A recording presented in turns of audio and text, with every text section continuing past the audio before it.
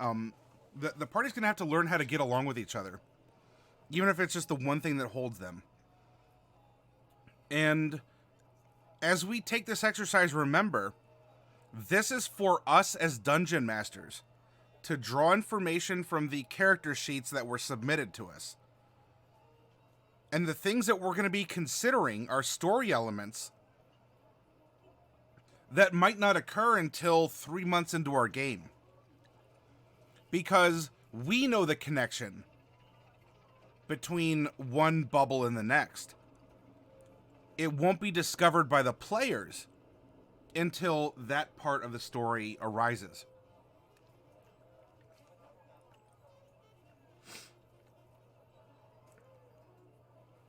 Thank you, Sheeps. It's good to be back.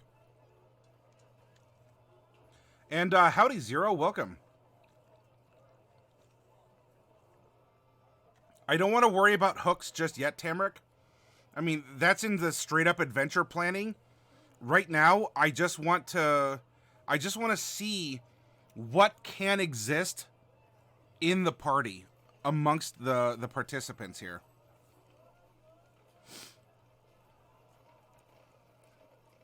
So we're going to zoom in, make everything a little easier to read, and we can scroll through the map and make connections as necessary.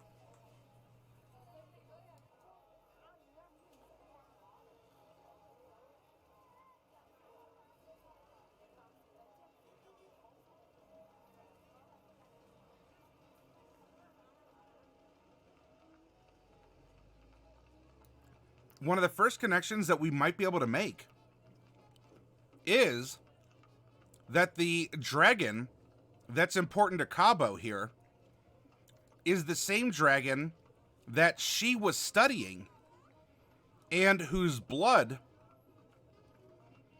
runs through her to give her her sorceress powers. And so we could very much draw a connection between those two dragons.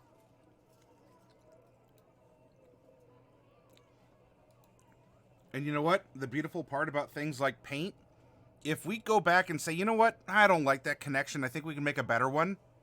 We can easily do so.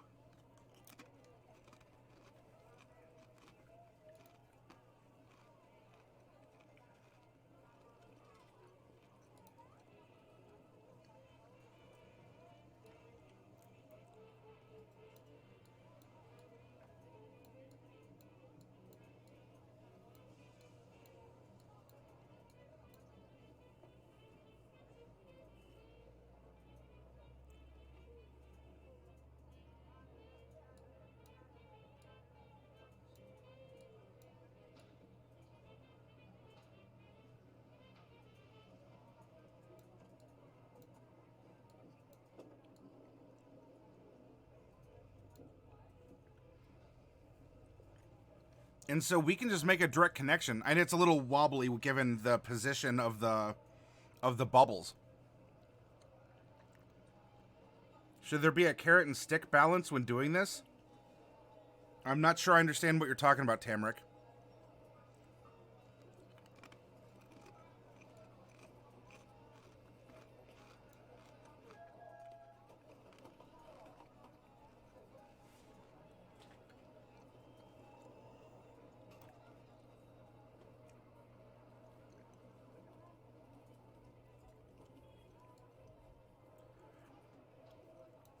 Oh, now another line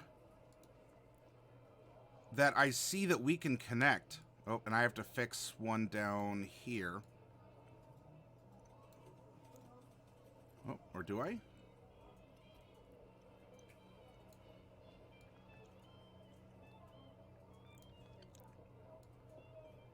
I do. I have to make that one green.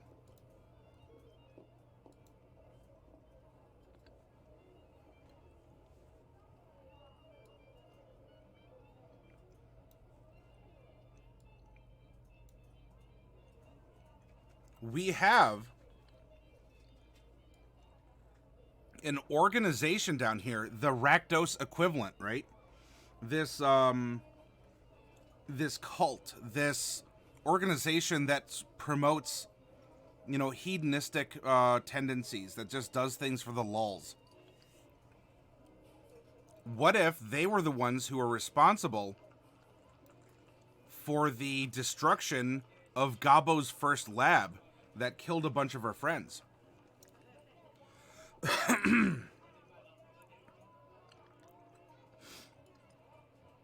And if that's the case, Yano might not have necessarily been the one responsible, though he could have been. And here's the reason why. Yano's 50 years old. And Gibmox,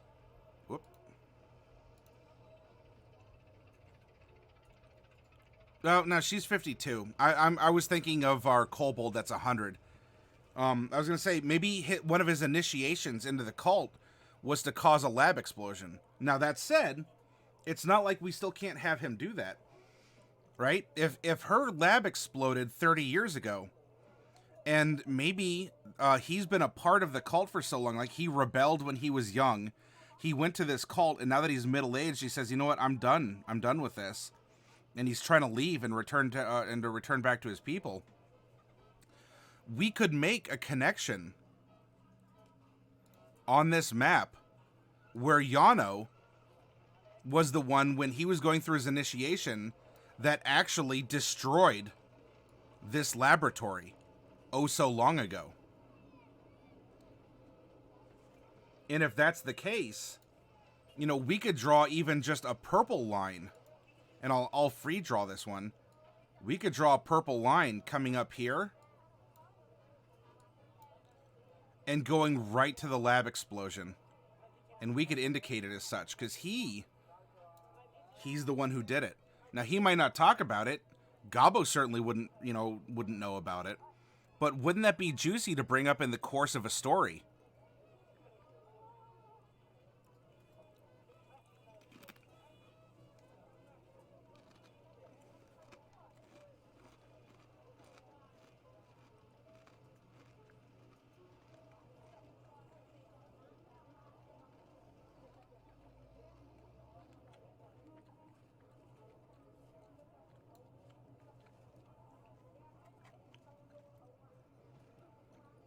In fact, if we have a cultist childhood friend, this childhood friend may also be able to get in on this. Because what if it was these two that did it?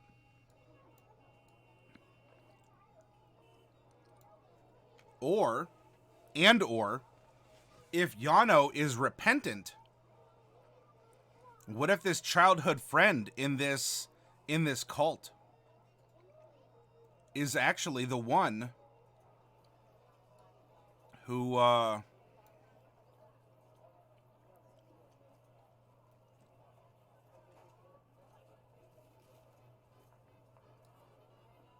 killed her parents?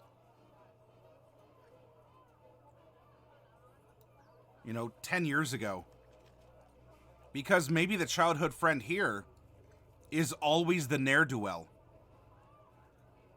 They're in deep with the cult because this person will do anything and has gotten away with it for so long. And so the crimes just keep adding up.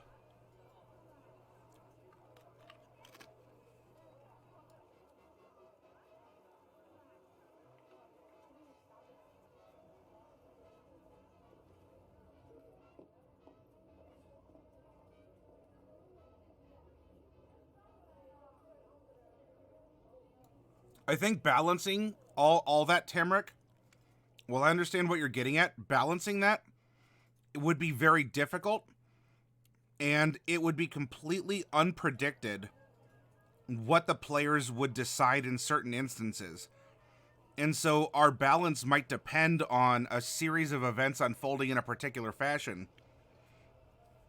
But what is a plan but a list of things that can go wrong? And so I would rather us be aware of the web that exists, and even if only one string of the web goes to one idea, it can still get drug into things by that one connection.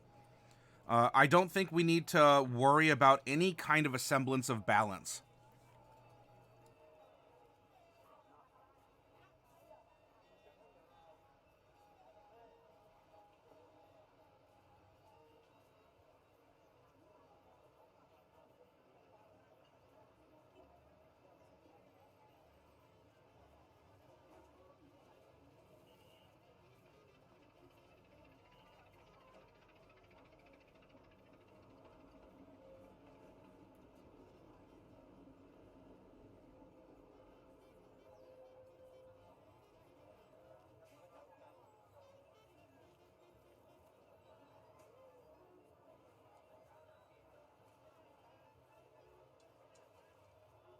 Here's a good connection. Samantha is also the product of being orphaned. And so, while not in similar circumstances to Omnigo, these two young ladies, well, they're both young, and they both were brought into this life and trained through it and by it. And in that sense, they can share that experience.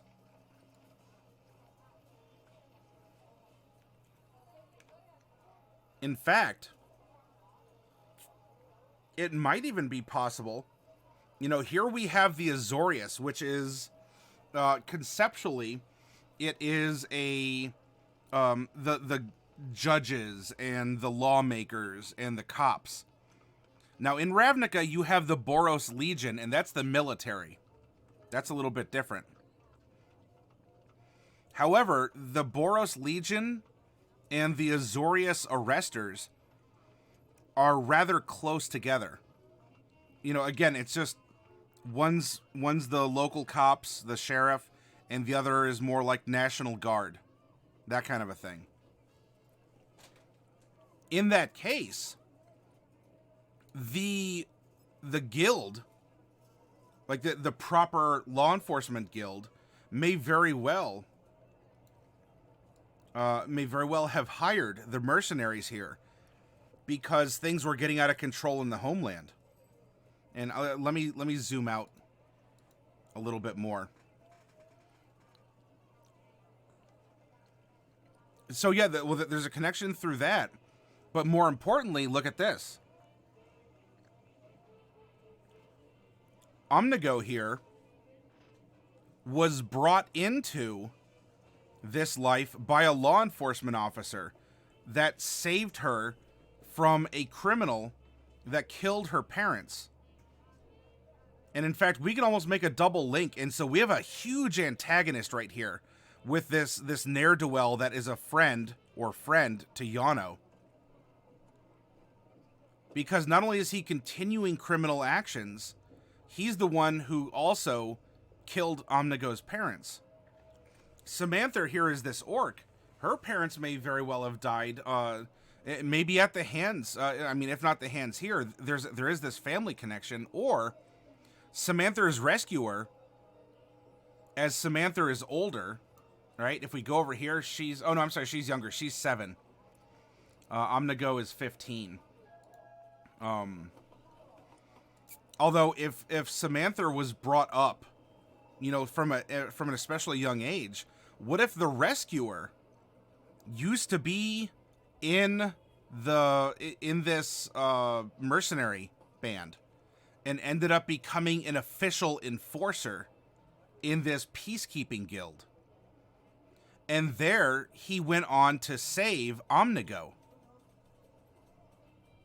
Now Samantha may never make that connection, nor Omnigo, because maybe they don't really talk about that part of their past, or they don't really get into details about who the person was that rescued them.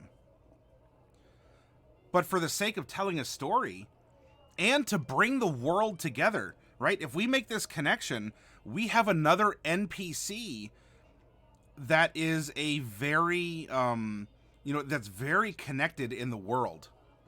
And in fact, if we come over here and we wanted to draw a red line here, we're just going to go boop, boop, boop, boop, boop, boop, boop. I'm going to hug the inside as best as I can. So he used his experiences as a commander in this mercenary group and ended up getting a promotion into the official like law keeping unit. But what if these two young girls have the same rescuer? And so now we have a benevolent NPC, and we have an antagonistic NPC. And we're making these connections because we can see them in front of us here.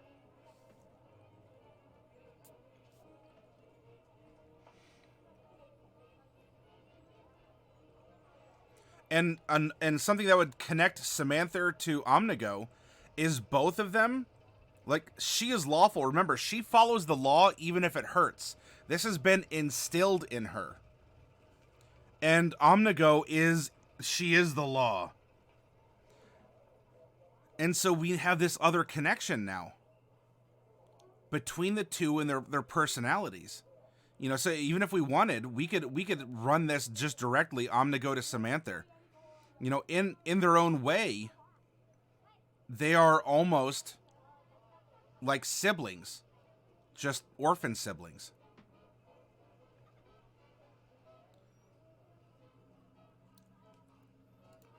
Something that's interesting here.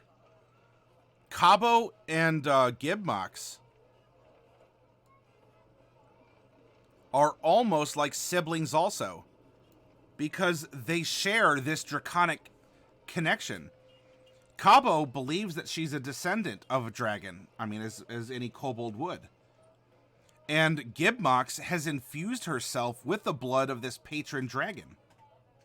And I say patron not necessarily in the warlock sense. So we have these two, right? Gibmox is slowly taking on scales and whatnot, and as a goblin is looking a lot like a kobold. And it also helps that Gibmox and Cabo are about they're both older. Cabo is 100 and something. And Gabo is, well, she's venerable for her age, but is 52. So we have two young women, two older women, and they can see each other as sisters through this connection. And in that case, you know, we have Gabo. Well, I mean, Gabo is the name with the placeholder, but we have Gibmox, who can look at Omnigo or Samantha, and, you know, seeing them, perhaps the things that she's experienced in life as well. She lost a lot of friends when that lab exploded. And so she might feel a connection or a compassion.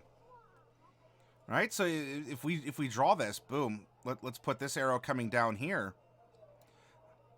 And we're going to put an arrow coming down here.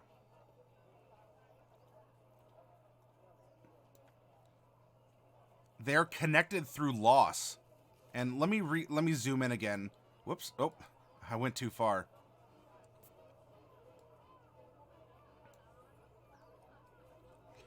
And we can even put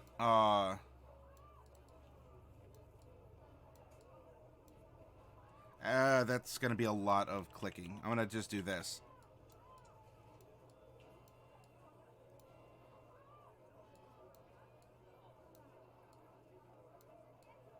Let's label our lines, right? Especially when we have these that are kind of, that are getting kind of redundant and put down here. We can come back and put a label that, you know, this line was the initiation.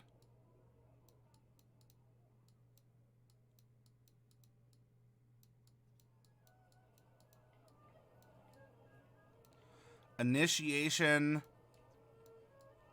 30 years ago.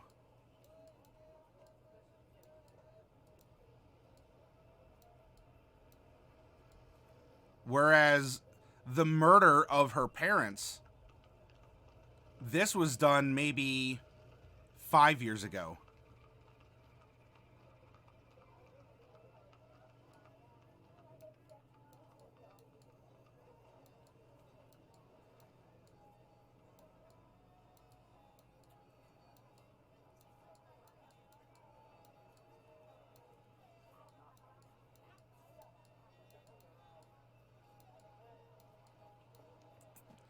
This way we're not losing our thoughts as we're making these connections.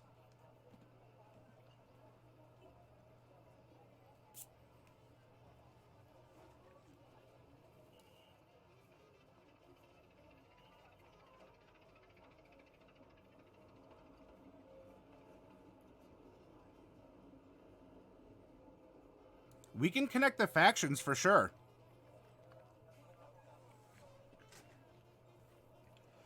You know, it depends in this case.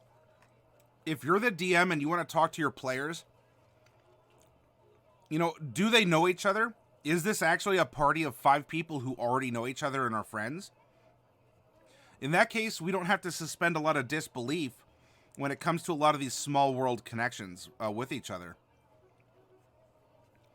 You know, in this case, and I don't have the right tools for it, but we would go through and we could just take the guilds, quote unquote, from Ravnica, and make a chart kind of like this, and flesh out the roles that they have.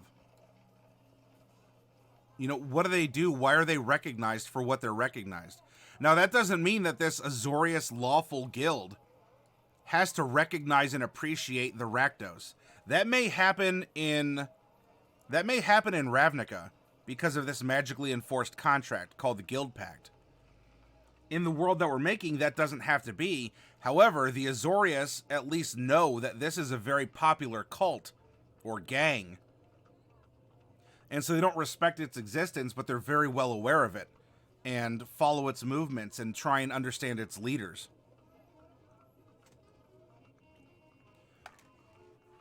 And so I think, you know, if we keep a mental note that these overarching organizations are connected, that can save us drawing some extra lines. And that might be something more to put down on paper in a Word format more than a relationship map like this.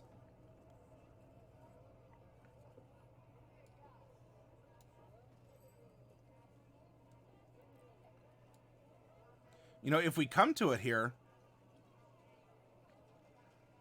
we have 3 out of 5 people who work for organizations in this monstrous society. And we can keep it that way. You know, where, yes, the mercenaries are kind of Azorius, or at least they're hired as like government contractors. Or they're hired in as kind of an NGO or a non-government organization to go in and explore and stabilize. So they have the blessing of whatever the Monster Council is, and they have to report to one of the organizations, but they're not a part of the organization. Well, so too, you know, these two are stand outside because they don't have that official connection. In this case, these two might be able to bond in some way. You know, and so we have our very grandmotherly 2 foot tall, like 2 feet 4 inch tall kobold looking up to this 7-year-old Samantha, and they share in that as a connection itself. You know, we could draw it if we wanted to, and you know, even if we wanted. What if we did this and we put quotation marks around sibling and boop, boop, boop, boop, boop, boop, boop. What if Gibmox sees Cabo as a sibling? And Cabo is connected to the to this Is It organization, but if we put a directional arrow here, It's more like the sibling is approaching and working for Izzet. And that could be because the dragon, right? So now we have this this line following. So the dragon was a subject of study by the Izzet, and since Gibmox shares the blood, quote unquote, as the same as Cabo, you know, she has an affiliation with a guild, even though she's not officially a part of it.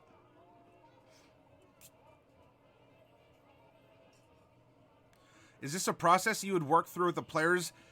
Zero? Yes-ish. Some of the connections that we're making here are made under the presumption that we are dungeon masters and we're trying to extract data from the character sheets our PCs have handed to us.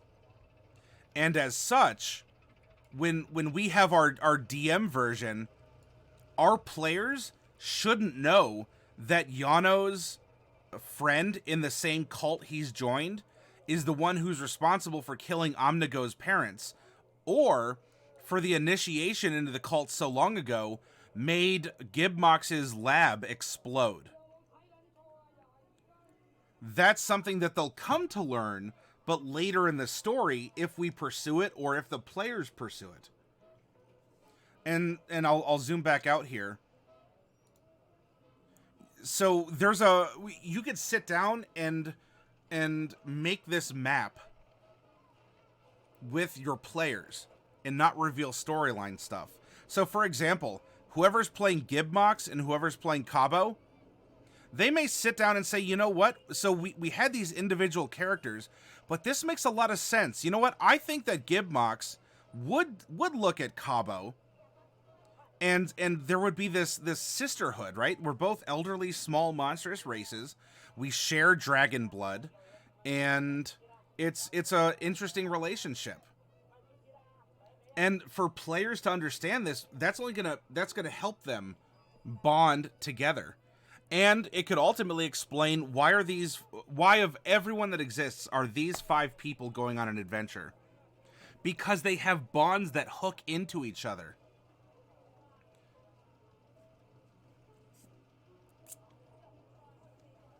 If they had a different idea, then put the ideas out there. Judge them on their merits. Either as an individual, as a DM, or say, all right, so we have Bob and Susie sitting down and playing these 2 characters. Bob says that Gibmox would do this. Susie says Cabo would do this. Both are viable. So turn to the other 3 players and say, I as a DM, I can entertain either of these. In fact, I mean, you tell Bob and Susie that as well. I can entertain either of these. And so I want to ask the 3 of you that aren't directly related here, what would sound better to you in this case? What would sound more cohesive? Or, for the sake of telling a good story, what would be a good connection? Do you prefer one over the other? And if you don't want to make it seem mutually exclusive, you can throw it out there. I like both ideas. Is there a way we can make both of them work through a connection? And what you might end up finding is, here, you need to go back and add and you have to add, right? All of these can grow. Like if we come to the sea creature and we learn, we learn or we manufacture through the course of this discussion 3 different things about the sea creature. You see how our map continues to grow? And then of course, what if the sea creature, maybe the sea creature itself isn't the study of this professor that is kind of a challenging presence for Gibmox, but the professor studies monsters, even what monstrous races would consider to be monsters, or something along those lines. In fact, what if this actually ended up being, I'm just going to put an H for humans. This was actually, it wasn't a lobster. It was a sunburnt human in some plate armor, kind of some lobstered looking plate armor that washed up on the shore from a shipwreck. And, you know, the monsters know that there's other societies that exist out there, and this could very well prompt the entire adventure. And we didn't even have that prompt or that hook, Tamrick, like what you were talking about, until we're now delving into this. And so the professor studies humans. The sea creature that that fought Gabo was actually a human. And if we want to bring it around, Omnigo, in her youth, she's still youthful, but she'll say in her youth, really, really is fascinated by a lost civilization. We have this 15-year-old Tabaxi girl who dreams of far-off lands and the exotic people that live there. Doot doot doot doot doot doot doot doot doot doot doot doot doot. It's not a direct link to Gibmox. However, if the players wanted to explore that, ultimately through these two degrees, Gibmox can help Omnigo learn about this lost civilization, which through clues over the story, turns out to be humans. And this, all the real estate on this map, let's zoom in. Of all the real estate on the map, what if we now just came up with the hook? If we wanted to run an adventure where monsters were pilgrims and encountered, you know, humans or elves or some standard fantasy race, we just came up with it. And we did it as a secondary degree between two characters. Well, technically 3.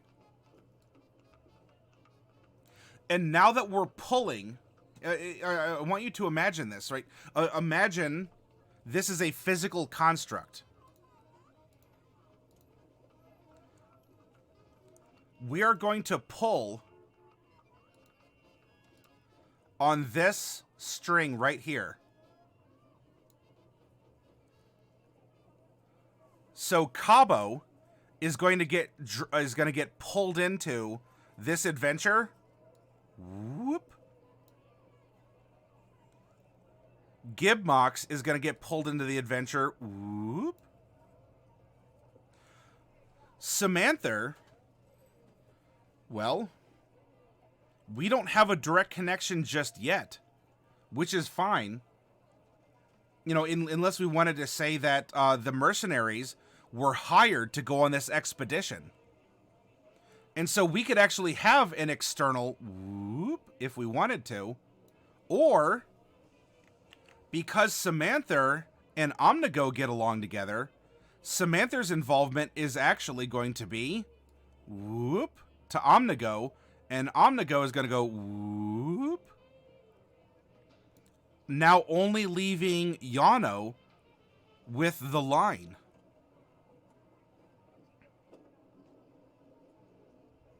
Yano might see this as a way to get out, to get away from the cultist childhood friend, or from the leader who just continues to do this. Maybe because the Yuan-Ti are known to infiltrate other races and civilizations. What if he sees this as his out? And so Yano doesn't follow a line like everyone else. Instead, he just sees this as a direct route out.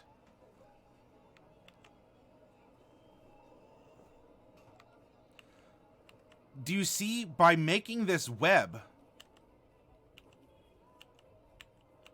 do you see what we're able to do now if we manipulate any point on the web?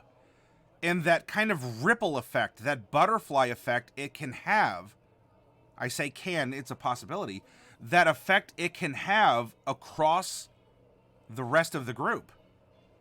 And so Samantha and Yano may have little to no connections, even indirectly. As it stands now, Samantha's connection to Yano is through Omnigo, who isn't even aware of the connection that Yano's friend is the one that killed her parents. It's a tenuous, thin, and so far unexplored line. But it's a line. And it's something that could be developed. You know, we could thicken that line if we choose. Yet still, if we chose any point on the map here, we could take it and pull everything, you know, so we have this big blob, and yet we can pull the entirety of that blob through a small hole, one prompt at a time.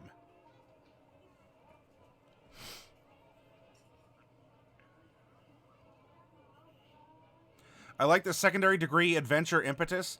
It allows the characters to have a reason to work together while slowly getting to know one another. Tamric, you got it.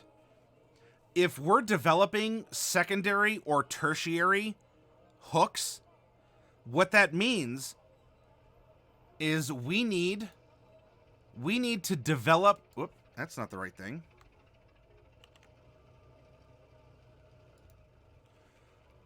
We need to develop this central core right here.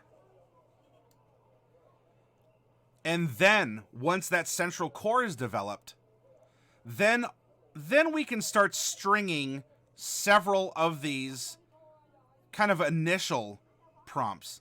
These connections can be made that the dragons are the same, because maybe they never talked about it, but in part of coalescing the party, it comes up. Or even, you know, we talked about it. I know 12-sided guys like, I don't know, dragons as great old ones? They can be. Why not? In fact, what if Cabo doesn't even know? Cabo sees her patron and the dragon as two separate beings. But it's not until we start getting out into this kind of initial contacts part 2 that now she realizes, oh, what if that's the case? So we have our characters, we bring them together, then they expand with the synergy, they realize more things about themselves, and now that they've looked within, it's time to look without. And finally, on this tertiary group, we have the hook. We have the reason to travel and explore outside Monster Homeland and make a connection with these distant humans.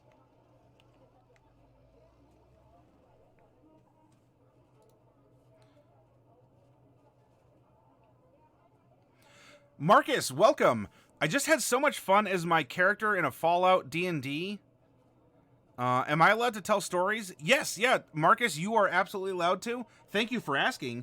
But I enjoy Tales from the Tabletop. You could talk about 40K, and not even like Dark Heresy. You could talk about, you know, the miniature skirmish games. You can talk about Pathfinder. You could talk about Bessem, Big Eyes, Small Mouth, Made RPG.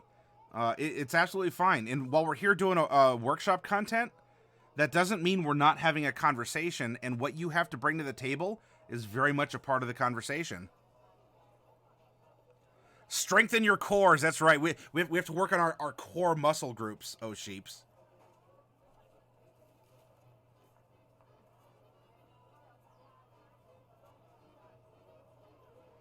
You have, yes, you have the magic formula, Tamric. Hey, Marcus knows his allegiance, huh?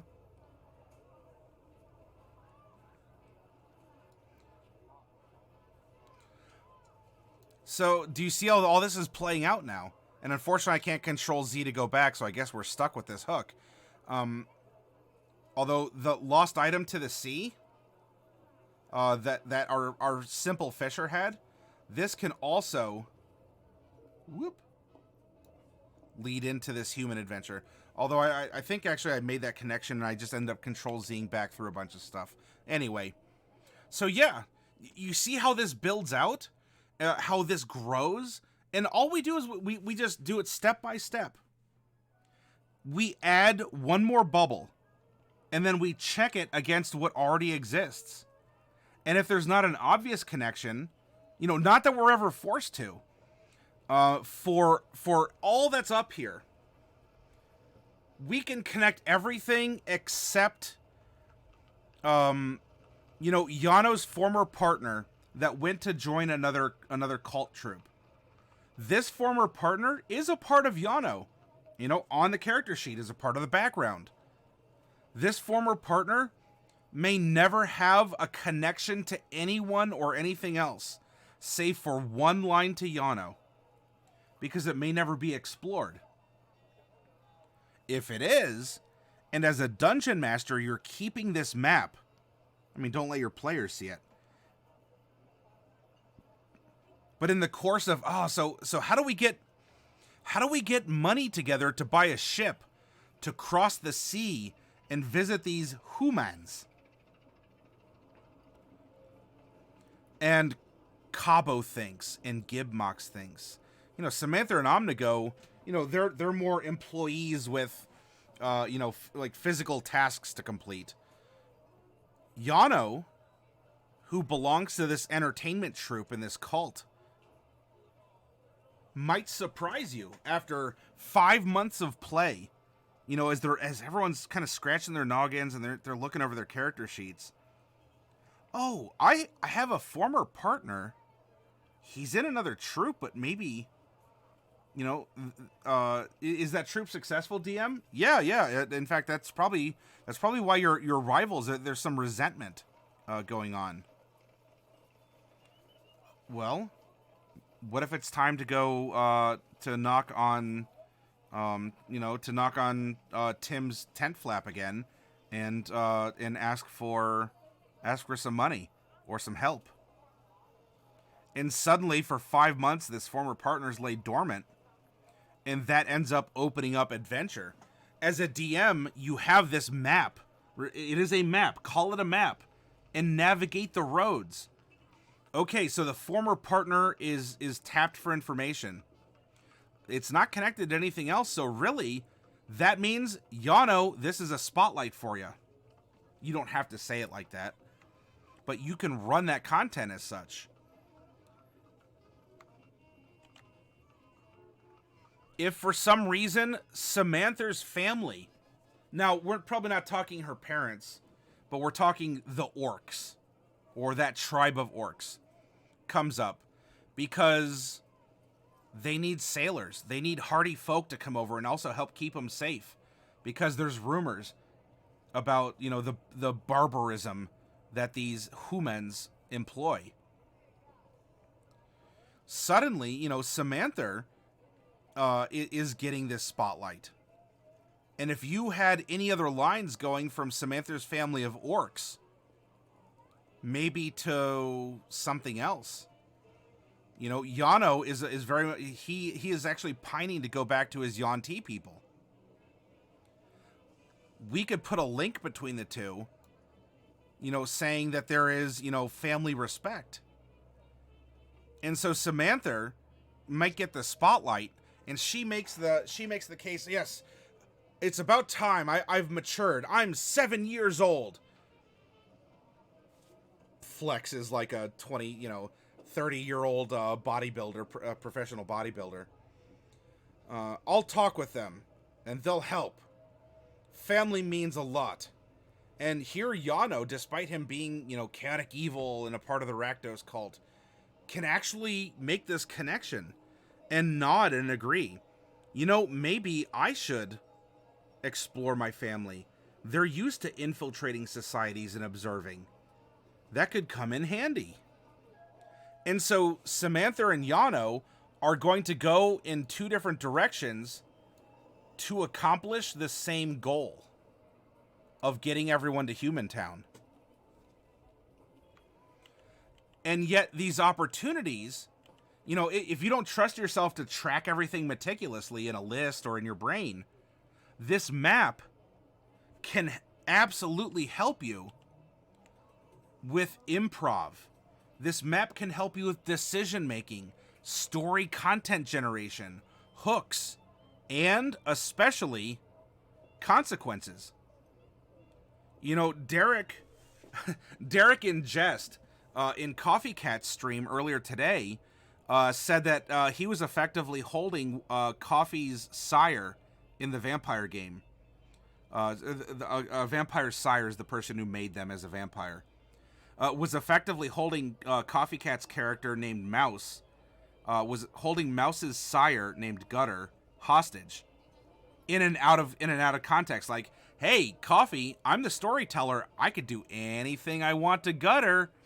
And the reaction that got out of Coffee, well, you could watch the clip. There may be adult language in it. But look at that. As a DM, I mean, if you want to joke around with it, but what can you hold hostage?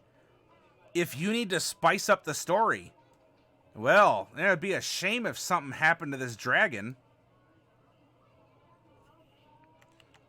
Oh, they're at a dead end. It looks like someone needs to discover something to jumpstart. You know who's in the middle of stuff? The cultist childhood friend of Yano. I think it's time we activate this character in the story.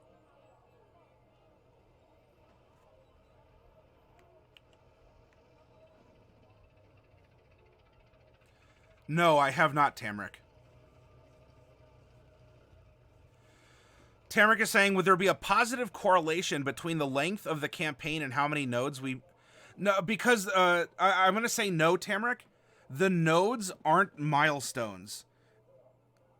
There may be a good chance that half the nodes go unexplored. You know, like, and when I say explored, I mean like gone into, traveled through, not just touched upon or referenced. You know, Yano, trying to roleplay, trying to plant that seed, might say, yeah, I have a friend who makes some pretty poor decisions. And the other characters might just go, yeah, well, it's a cult that people are going to do that. And suddenly, you know, Yano opened the door and Cabo said, hey, I'll get that for you. So you may never hit on many of the nodes, but you have them and you can draw upon them and they're ready. They're ready to go. And what's interesting also, if we go back and say, all right, like what Zero was asking about, if you hand your players the player character version of this map, whenever a new connection comes up, have your players bring the maps out. And as a DM, reveal that part of the map to them that you've had. And say, all right, everyone, hang on. Yano just dropped a juicy piece of lore here. And what I would like you all to do is draw a line from childhood friend to criminal. And it's a good reminder, because as a player, a lot of times we might get distracted and forget our own backstories or our own abilities and mechanics, let alone fluff. We take a moment, we get the maps out, we ask, where are we and where do we want to go? And we find the road to get there. Now, all your players have the maps in front of them. They draw the new line. It's new to them. You've had it on your map for 3 months. But slowly, your players' maps are going to look a lot more like yours, because as the DM, the story's already unfolded in front of you. It's there. It's ready. You're delivering it one road at a time as they navigate their way through the story. And they might hit the trophies pit stop of Samantha, where she wants to take some scalps. Maybe they don't, and instead they pass this exit on the highway, and they actually, and something prompts the connection that Samantha's rescuer was a younger version of Omnigo's rescuer. Now, does that help them get to the human civilization? No. Does that make the party more cohesive and trusting, and to build the world around them, which can excite the players? Yes, very much so. But that line existed on your map as a DM, but it only just manifested on your players. And that's exciting. It's like looking at a treasure map. It's visceral. You can touch the storyline because the storyline is right there. Sorry, Marcus, I was on a bit of a soapbox there.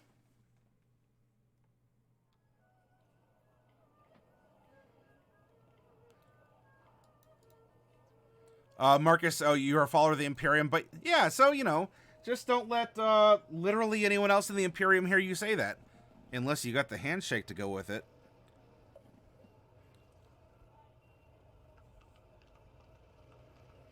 Network theory plus D&D. This is awesome. I'm glad you're liking it, Tamrick. So Marcus was saying a tale from the tabletop here. Story from the Fallout D&D. I played a Navarro remnant because I like the Enclave. Call them evil all you want. I disagree. And I kept it secret till our group found an Enclave bunker. You playing a type of warrior class, put a lot of points into tech and such to keep things short. You snuck in while the group slept, and because I got a crit success on unlocking the lockdown, you got a suit of armor. Is that power armor? New Vegas type. And Vertibird. Oh, a helicopter.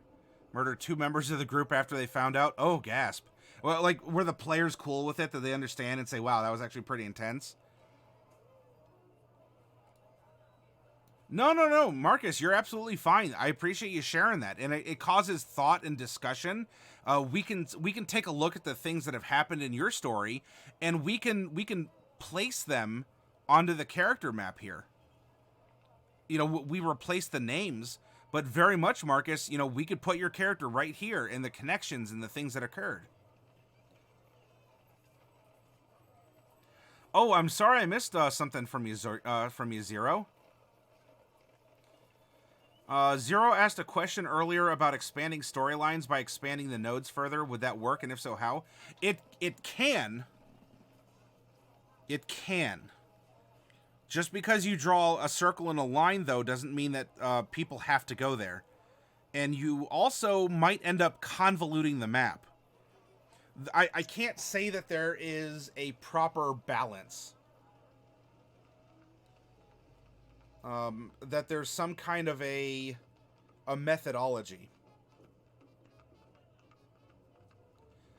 But realize that as you expand this, because it can get very convoluted and hard to read, what this is illustrating to you all is, here, I'll use pink.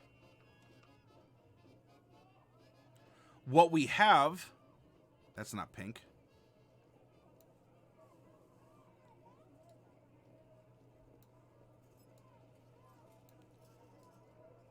Is an upside down pyramid. Whoops.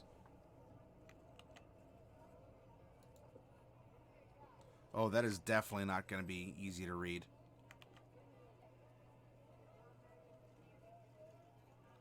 I'll use this nice bold orange.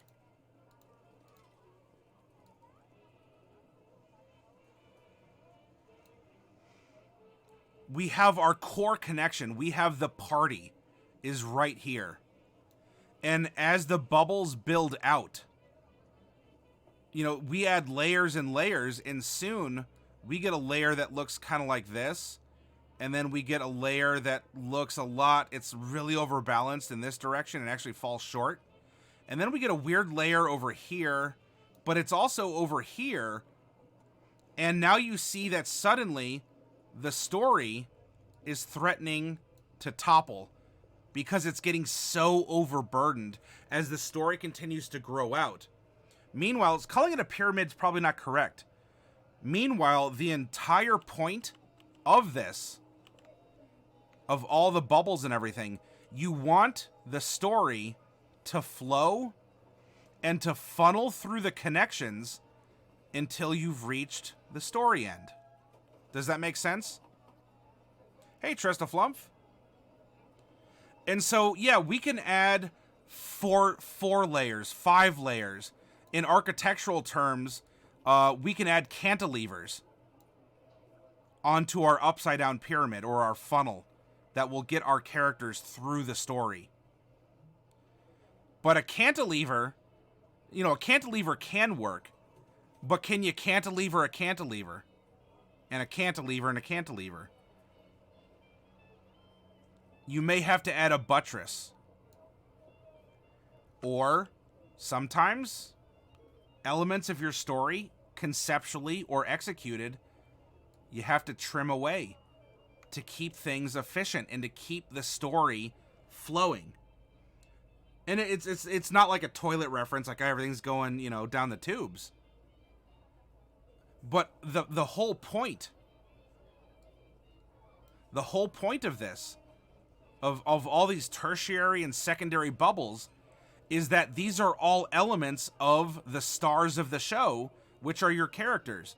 And your characters swirl around each other as each of them tries to resolve the main issue that they were actively pursuing or got pulled into and want to go back home, but they got to resolve it anyway. I hope that makes sense, Tamrick.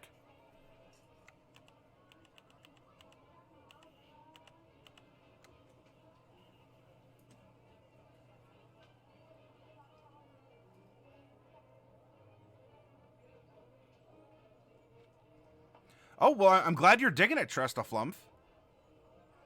And for any of you who are just coming in here, this is very incomplete.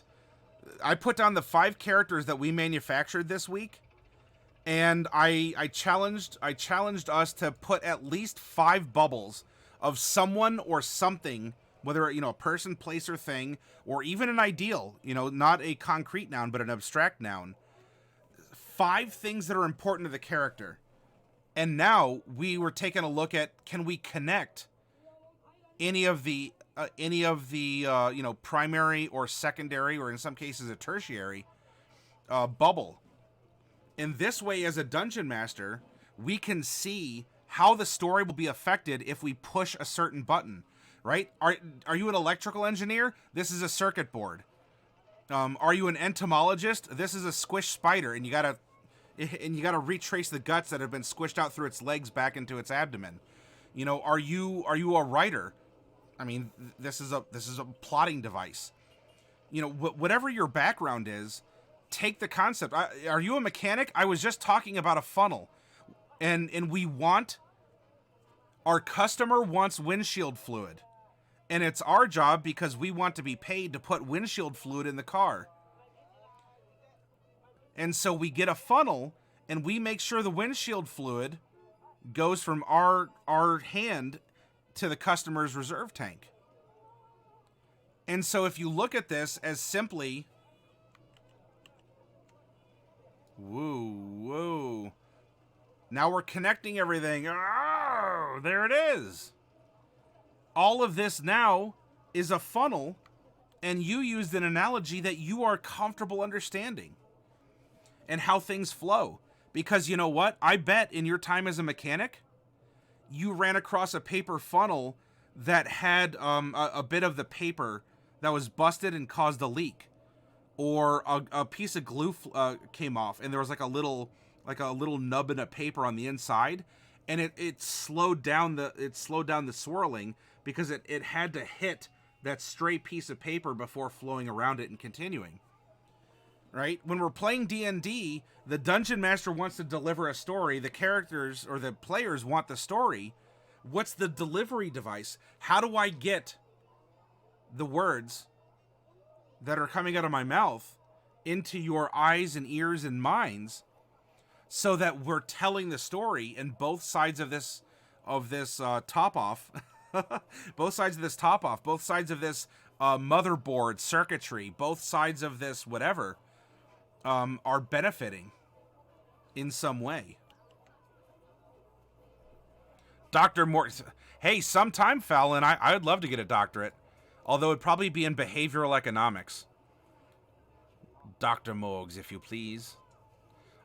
Though if I got a doctorate, I wouldn't be that type where I'm like, I insist you call me doctor. You can call me a doctor if I get a medical degree, but I'm not gonna, I wouldn't insist on Dr. Morgs if I got it and I was a behavioral economist.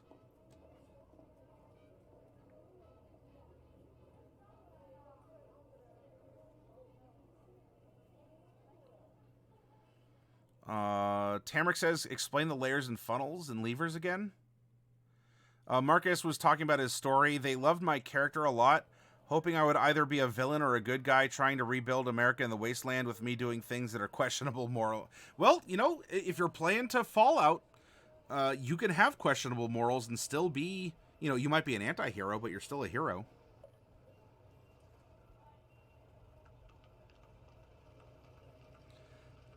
Funnel is railroading, but in a more organic way.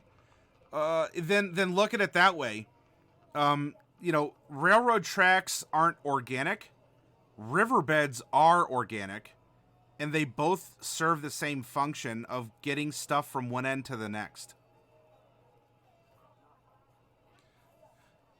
Kruger, oh my goodness, there's a name I haven't seen in our community in a while. Kruger, welcome back. I hope you've been well. Happy, healthy, and all that? Matt, yes. I will. I have a master's degree. I'll insist you call me master. I won't insist on doctor, but you can call me master. How about that? Marcus continues, my friend is thinking of getting 6 GMs and making one massive campaign with at least players per table that all take place in the same world, trying to build a faction you choose to build up, kind of like a competition of all the players, so that their faction to win. And I'm looking forward to that. He said I can bring my character in with your Luft.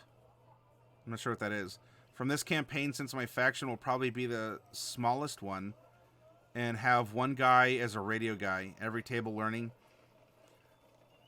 Marcus, it's fun to conceptualize. It will be difficult to pull off. And I'm not saying this to discourage you. We ran something like that in my store a while ago. Though just, you're gonna need to take the concept and apply it to the logistics of what's happening at the tables. As interesting as that sounds, and the radio guy and all that, it could very well turn into all the tables just listening in on each other and reacting to each other instead of doing something. And so you would really need to establish how and when the communication goes out, and even what goes between the tables and so forth. It's possible. I don't want to discourage you from it. Make sure, though, that you're thinking about the logistics of it. And especially in the case of, we can imagine how we want it to work. How will it actually work if you do manage to get the 6 DMs and then 5 people at a table? So now you have 30 players trying to build factions and tell a cohesive story. Heck, sometimes I have trouble with 4 or 5 people at a table trying to tell a cohesive story. So I appreciate your ambition. Just make sure that you're aware of the scale and the fact that you're going to have to set an expectation and a culture before you implement that game.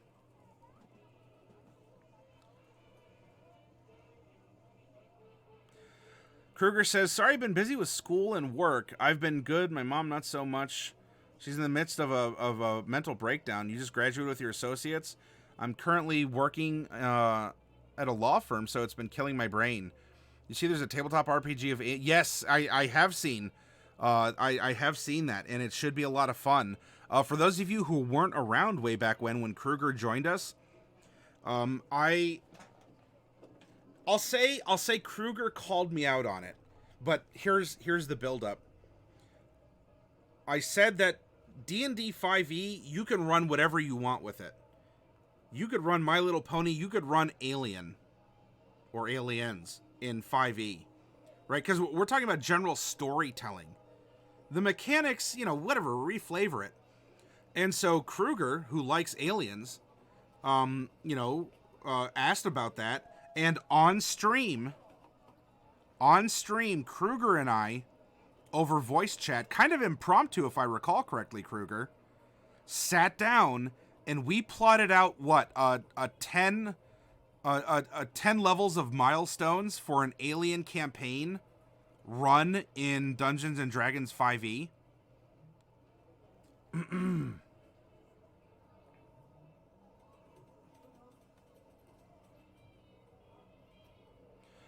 I want to see a multi-table fight against some epic level enemy, a Tarrasque or God or something. Have a good old-fashioned MMO style.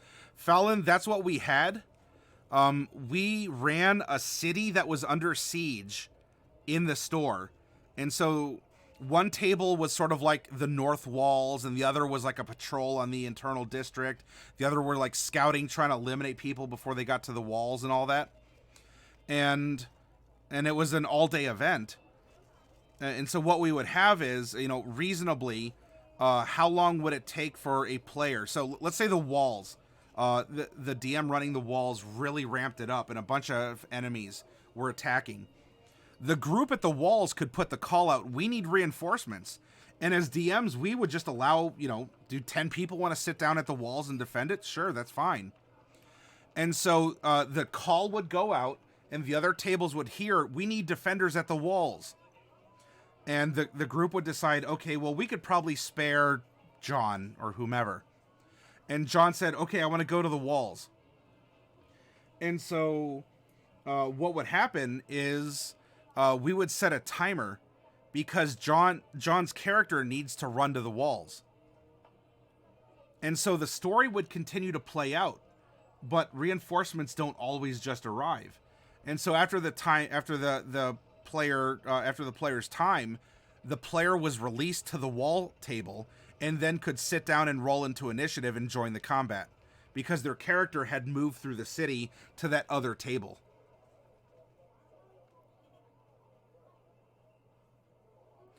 And yes, Kruger, I do hope that your mom gets the peace or relief or whatever treatment that she needs to break out of that.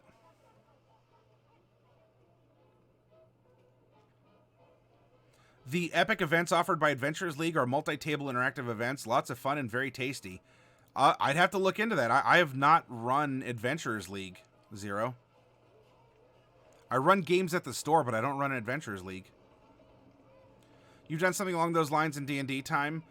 Do big raid battles? Oh yeah, you did one for Halloween last year, although it wasn't called Halloween, and you actually did a Tarrasque fight just the other month.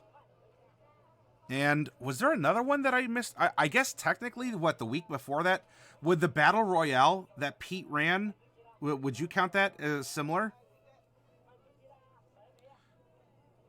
And yeah, all of you, please check out D&D Time. Pete and Jeremy are amazing dudes. They run an awesome channel. Great content. Do you want to play D&D? Sign up to play with them. Even if you've never played D&D before. Their community will help get you on board. Make a character. I've made D&D Time characters here on this channel to show it off, and I've been running my D&D Time characters on that channel on Fridays. And on one Sunday as well. Hey, Derek, welcome. Oh. And cat butt. All right, everyone. If you got the cat butt emote, this is the time to let it fly.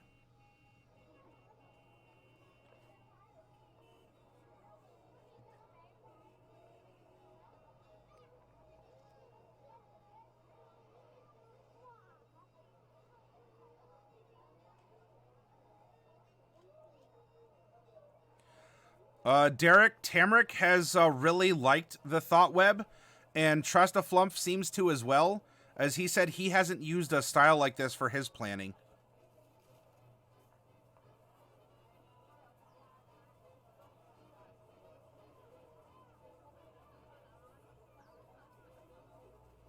Yeah, Fallon, it was a lot of fun.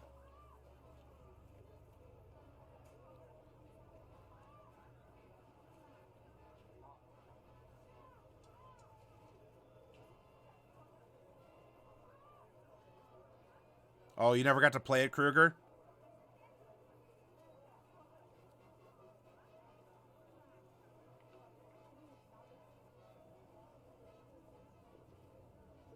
Oh, Kruger, well, look, if it happens, it may be stressful, it may be sad, or, there's circumstances where we have relatives that do things that might even make us feel embarrassed.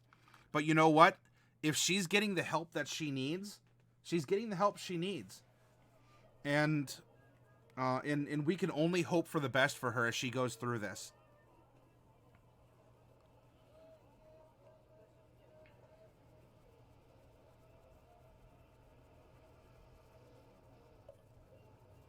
Oh, cool. Thank you for sharing that Tarask battle, Trust-a-Flumph. Yeah, y'all should check it out.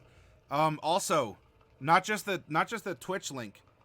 DND time. The letter D, the letter N, the letter D time. dndtime.stream. And yes, that's all the letters. It's not like STM, like as a .com or whatever, or .biz. dndtime.stream. Give their site a look. Look, Pete and Jeremy make me very, very jealous. I say that with good intent and a smile.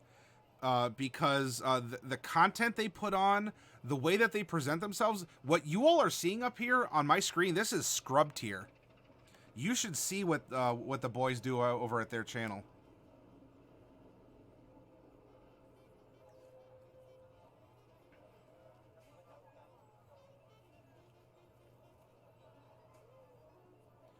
Yeah, Derek, in going through this process, we ended up sort of making a tertiary bubble that ended up binding some secondary bubbles together, and this ended up being the story hook that would get all 5 characters and a lot of this background stuff pulled through to accomplish the storyline of having a party of 5 monstrous characters explore this new land or this new world and make contact with, you know, humans, elves, dwarves, and the like.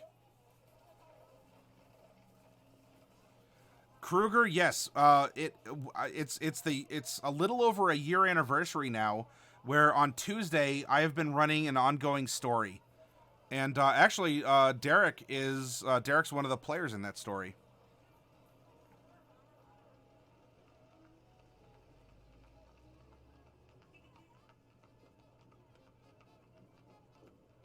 Fallon, oh yeah, there's also a fight in Final Fantasy XIV that's like that too.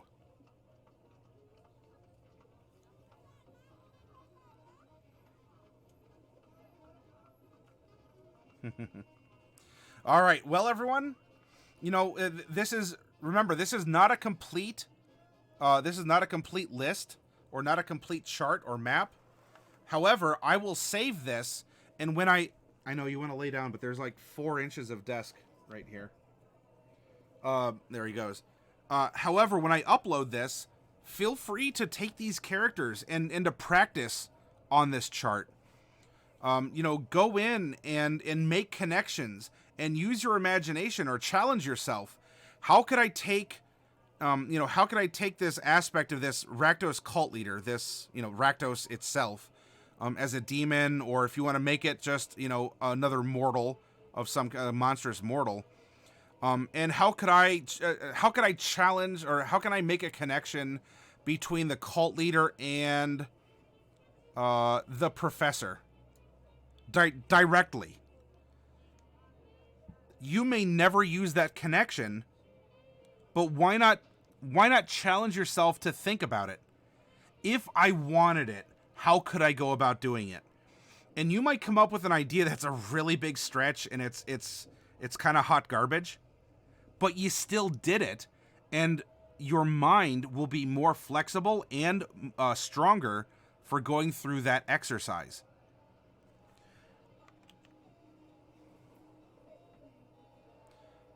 Yeah, please do, Kruger. And all the episodes of that campaign are also uploaded onto YouTube.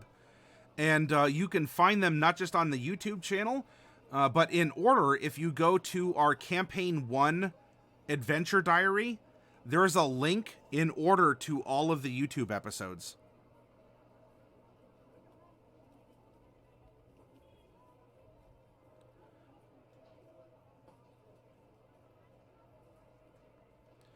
You'd be surprised with what you could do with hot garbage in a pinch.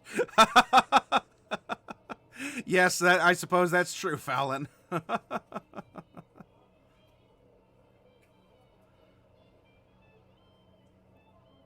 Yeah, it'll be more than just a day, Kruger. But you know what? If you watch it, I would love to get your feedback. What do you think? Were there highs and lows?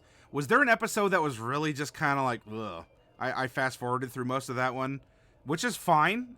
Was there an episode that really who caught your attention and hooked you? You know, do you like the way that characters are portrayed? You know, I would love your input. If you do intend to shotgun through it, you're going to get a unique perspective on the story because you're getting all the story delivered to you instead of waiting week and week and week and week between. Tiny Ninja has returned. Hello. Is there a link to episode 1? Well, I'll tell you what, everyone. I'm going to get up and stretch my back again. It's a little achy. And maybe I'll get something to drink here too as I'm doing some stretches. Fowlin, I'll put a link to episode 1 in chat here for you all. But everyone, hang out for a little bit here. We may have finished going over the basics, the tenets of the character map, how to set it up, how to think about it, how to use it. But when we come back, we can have some table talk. Or if y'all want, I can load up Secret of Mana and we can go rescue the Fire Seed. And we can still talk about D&D while we do it too, because it's a role-playing game. Why not?